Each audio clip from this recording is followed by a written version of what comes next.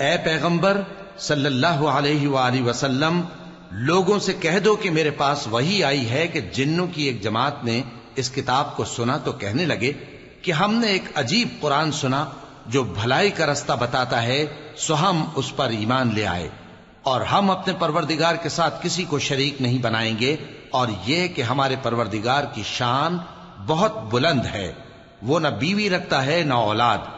اور یہ کہ ہم میں سے کوئی بے وقوف اللہ کے بارے میں جھوٹ گھڑتا ہے، اور ہمارا یہ خیال تھا کہ انسان اور جن اللہ کی نسبت جھوٹ نہیں بولیں گے،